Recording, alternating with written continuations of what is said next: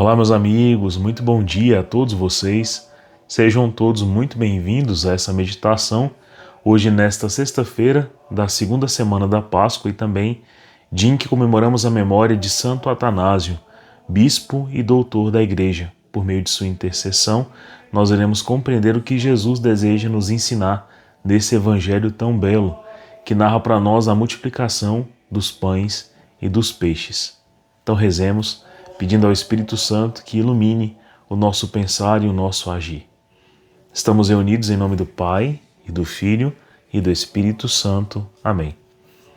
Senhor Jesus, abre-nos o entendimento para compreender a Tua Palavra e que por meio dela nosso coração ressuscite. Venhamos a sair da morte espiritual, do medo e da inconstância e passemos para uma fé que vos agrade. Por intercessão de nossa Mãe, a Virgem Maria Santíssima. Ave Maria, cheia de graça, o Senhor é convosco. Bendita sois vós entre as mulheres, bendito é o fruto do vosso ventre, Jesus. Santa Maria, Mãe de Deus, rogai por nós, pecadores, agora e na hora de nossa morte. Amém.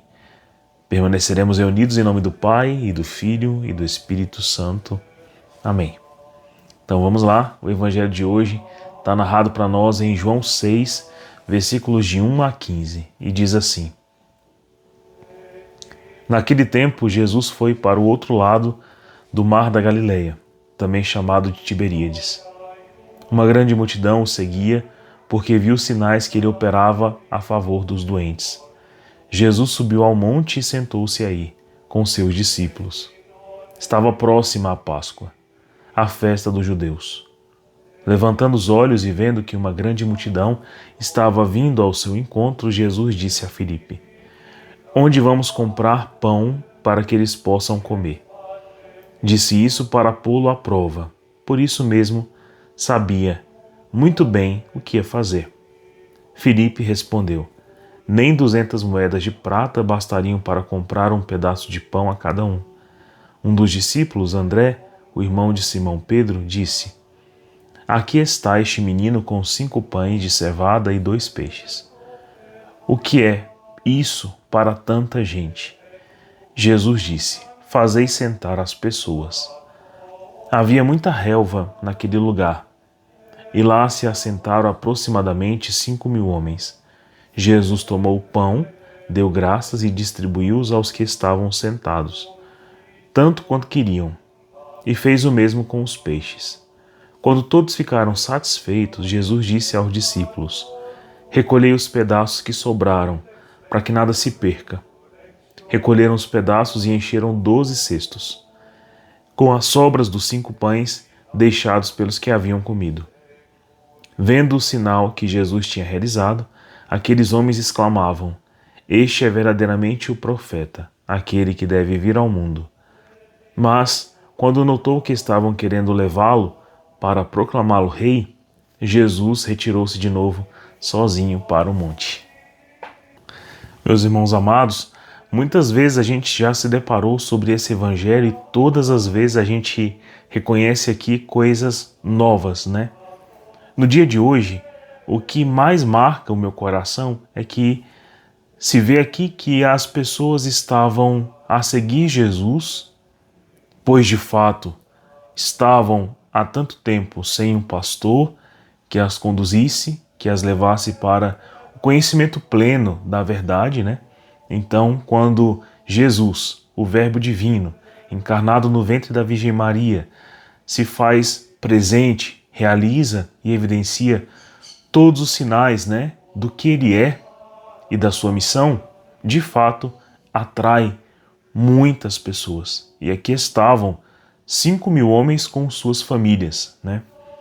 Então, assim como o bispo Atanásio, né, no início ali do século III, também manifestou tanto a vontade de Deus e uma imperiosa vontade e desejo de manifestar quem ele realmente é, né? Principalmente combatendo uma grave heresia chamada arianismo, né? Que dizia que Jesus não era Deus, poderia ser um profeta, mas não era Deus. Então, participando de tantos concílios e sendo perseguido por vários opositores da igreja, chegou, né, a muitas vezes a ser até ostracizado, né, sair da sua diocese de Alexandria, que era onde ele era bispo, né, mas Deus o elevou de sobremaneira, pois de fato, imagina, né, se depois do que Jesus levou os homens a conhecerem, por meio da sua encarnação, da sua pregação, da sua doutrina, se perdesse, mesmo depois da sua paixão, morte e ressurreição, se os homens esquecessem que de fato Jesus ali é o Verbo encarnado, é o Filho de Deus, e com Deus é Deus, e com o Espírito Santo também. Então, esse conceito, né, foi debatido, combatido e vencido, né? Então, devemos isso também ao esforço, ao empenho, né, de uma vida inteira de Santo Atanásio, que também é considerado doutor da igreja por defender esta verdade. E é uma verdade que atrai muitos, né? Você vai ver na história de Santo Atanásio que quem o defendeu de seus opositores, da morte, por exemplo, quando uma vez perseguido, ele estava em um tribunal sendo praticamente condenado de mandar assassinar um outro bispo. Esse bispo estava apenas retirado, né, em monastérios e emitérios, e aí Deus promove que esse bispo chegue ao tribunal, ou seja, Santo Atanásio quase foi condenado por assassinar um homem que estava vivo, tamanha a oposição que fizeram a ele para que ele fosse afastado do povo e parasse de divulgar a verdade, né? Mas graças a Deus, sua vida, né, é um grande testemunho, seus escritos e seu testemunho de amor a Deus até hoje, né, atrai muitos, né? Então, de fato, Jesus, essa notícia, né, para nós que somos ovelhas e precisamos da verdade, de contemplar o eterno, de contemplar a Deus, de que Jesus nos liberte de nossos pecados, de nossa maldade, de nossos erros, nós precisamos nos aproximar do nosso Senhor Jesus. E Ele faz isso aqui. Mas existem coisas que favorecem esse encontro e existem coisas que desfavorecem. Isso a gente percebe, meus irmãos, que na nossa caminhada também existem vários fatores que contribuem e vários fatores que não. Vocês vão ver, por exemplo, que Jesus percebe aqui o cansaço, a fadiga no caminhar do povo e que seria necessário dar a este mesmo povo um alimento salutar, durável, permanente, constante. Então, nessa leitura, você percebe que Jesus nota, né, a fome do homem, né, a necessidade do homem, né? E, de fato, a necessidade do homem era da pregação que saía de sua boca, da ação que saía de seu coração, do Espírito, né, que emanava de tudo que Jesus fazia. Ou seja, Jesus percebia que o homem tinha fome, sede dele mesmo. É por isso que todo o preparo aqui, né, toda esta liturgia descrita hoje pelo evangelista João é uma prefiguração da Eucaristia. Este sim é o pão, né, que não perece, que não que vai dar uma saciedade na qual o homem não terá mais fome, não terá mais sede. É o corpo de Jesus, é o sangue do Senhor. Então, esse mesmo João, que nesse capítulo de hoje narra esta multiplicação dos pães, de um pão aqui, no caso, né, perecível, logo nesse mesmo capítulo, João 6, dirá, né, Jesus prefigurará qual é o pão que ele vai dar, que é a sua carne e o seu sangue. E Jesus coloca ali coisas muito graves, muito fortes. E uma verdade hoje defendida pela igreja, por toda a igreja, de uma maneira uníssona, pois de fato, no mundo inteiro, né, ninguém preservou isso, que é a Eucaristia, né? Então a Eucaristia é o cumprimento dessa vontade aqui de Cristo. E Jesus instituiu ela na igreja e na pessoa do sacerdote, o qual é investido pelo próprio Cristo na autoridade para nos trazer o corpo e o sangue do nosso Senhor Jesus, ou seja, sua alma, corpo e divindade. É Jesus vivo e ressurrecto que nós recebemos na Sagrada Comunhão. Veja que coisa grande, né? E esse alimento, sim, faz com que o homem se realize. Então, hoje, nessa preparação aqui, algumas coisas favorecem esse entendimento de que Jesus percebeu essa necessidade do homem, mas Jesus vai cumprir, Jesus vai concretizar, Jesus vai dar pleno cumprimento a essa palavra. É por isso que logo logo ele vai dizer: quem não comer o meu corpo não terá parte comigo. Quem não beber o meu sangue, né, não terá a vida eterna. Agora, aquele que come o meu corpo e bebe o meu sangue, permanece em mim e eu nele. Olha que forte. Aí todas as vicissitudes da caminhada podem vir, mas o homem terá o Cristo dentro de si, alimentado dele na sua palavra, na sua doutrina, na verdade, na plena beleza do Senhor, mas no seu corpo e no seu sangue, experimentando da sua alma e divindade, plenamente ali presentes, de uma maneira substancial, real, digna, né? E vontade do Senhor. Se não fosse assim, Jesus não diria: aquele que não come meu corpo e não bebe meu sangue, não terá parte comigo. Isso é forte. E como Jesus tornou-se caminho, verdade e vida, aquele que não tem parte com o Senhor não terá a vida eterna. Ficou claro isso? Deu para entender isso? Isso é um recado importante tanto para nós, católicos, como para todos os cristãos.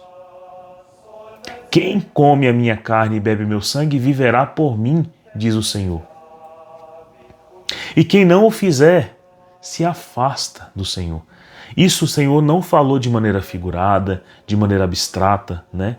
Se você for pegar o hebraico, o latim, o grego, às vezes a palavra é mais explícita ainda, né? Como manducar, como comer, né? Mastigar. Então, nós somos mandados por Jesus a isso. Jesus faz isso aqui em João 6 e também na Santa Ceia, em todas as narrativas, Jesus dá o seu corpo e o seu sangue. E na narrativa dos evangelistas isso é claro. E isso foi vivido pela igreja desde o princípio. Não é que Jesus coabita o pão ou coabita o vinho, não. Ele se torna, né? Aquilo se transforma, há uma transubstanciação. Por mais que os acidentes sejam mantidos, cheiro, cor, aspecto, sabor, né? Até em nível molecular você vai ver uma molécula específica, mas não é mais pão e não é mais vinho. É o corpo e o sangue do Senhor, verdadeiramente. Adorável e louvável é o nosso Deus. Portanto, meus irmãos, você vê que a preservação disso traz a vida, contribui. E é pleno cumprimento do que essa leitura aqui fala. Jesus olha para o povo e vê seu abatimento. Mas Jesus então coloca os discípulos para pensar, porque seria esses discípulos que dariam o seu corpo e o seu sangue daqui a pouco, né? Então Jesus daria autoridade a estes padres, ao sacerdócio, para manifestarem essa vontade do seu coração de darem ao povo seu corpo e seu sangue. Então eles precisavam ter a raiz disso. Então o povo percebeu, primeiro você vê os discípulos questionando se existiria dinheiro suficiente, né, para dar tanto aos homens. E que não existia dinheiro no mundo que pudesse comprar, né, o que Jesus iria dar. Existe dinheiro que possa dar ao homem seu corpo e seu sangue? Não, é a graça do Senhor. Por isso esse milagre aqui aconteceu. Não foi uma partilha de bens, não foi uma partilha do pré-existente. Pelo contrário, é o que Jesus dá, é o que Jesus opera em nosso meio, na nossa matéria, encarnado em nós, para realmente perpetuasse, né? Então, primeiro eles falam de dinheiro, não há esse dinheiro. Depois, André, que é o irmão de São Pedro, São André, traz o menino com 5 pães e 2 peixes. E claro, isso aqui é símbolo para os 5 livros, né, do Pentateuco e para os 2 livros proféticos do Antigo Testamento. Então, a saber, Gênesis, Êxodo, Levítico, Números e Deuteronômio. São os livros que narram a história de salvação, a criação, a aliança que Deus faz com o seu povo, né?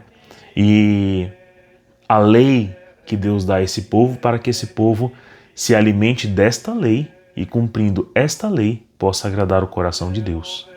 Os livros proféticos, Isaías e Jeremias, que são os 2 peixes, fazem então Deus recordar ao povo sobre a sua aliança.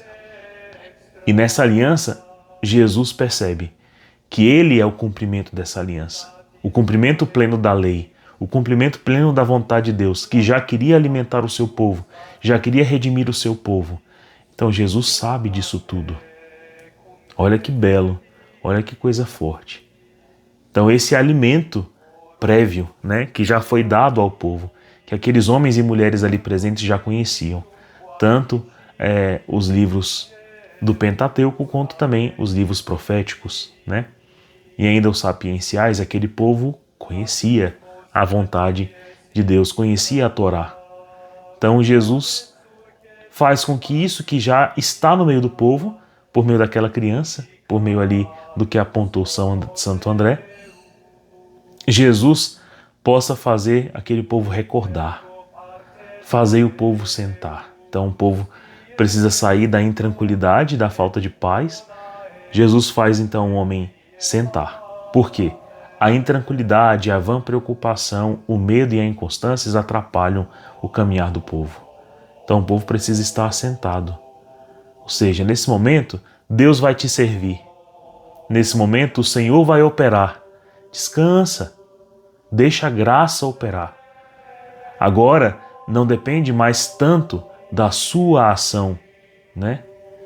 Não há aqui agora uma preocupação com o legalismo, com o moralismo, com pegar o cumprimento de todas as leis e fazer ali um limpa na sua vida o tempo inteiro, às vezes num comportamento escrupuloso que não concebe a graça e que esquece do primeiro mandamento, que é amar a Deus sobre todas as coisas e ao próximo como a ti mesmo. Agora é o momento de ser amado por Deus. Assenta, senta, tira essas preocupações da tua cabeça, deixa Deus falar. Este é o momento aqui proposto por Jesus. E os discípulos então assentam o povo, tranquilizam o povo, deixam o povo recordar. E Jesus abençoa isso que já estava premente neles, que era a sabedoria da Escritura. Mas ele multiplica isso, para que todos saibam, para que todos possam experimentar esse sabor. Por isso o pão realmente foi multiplicado. E veja que multiplicar esse pão não custa dinheiro, mas é a ação da graça. Então, ali, em cada grupo, os discípulos levaram pão e peixe, ou seja, levaram o conhecimento daquela verdade premente. E todos tomaram ciência, se viram saciados, tranquilizados, em paz. Receberam então, para confirmar isso, o sinal que Cristo evidencia, que é a multiplicação milagrosa daqueles pães e daqueles peixes. E eles comem, eles manducam, já sabendo que o que irão manducar para ser permanente, né? Por mais que seja necessário o conhecimento de todo o Antigo Testamento, é o que se promove no Novo Testamento, na nova aliança realizada por Cristo e selada com o seu corpo e com o seu sangue. Essa verdade, né, mantida na igreja, deve saciar todo homem e toda mulher, a ponto de sobrar. Essas sobras enchem 12 cestos, ou seja, são os 12 apóstolos, né? Que são aqueles que deram corpo a essa igreja nutriz, mãe, que Jesus fundou na pessoa de São Pedro. Então, meus irmãos, olha que grandeza, né?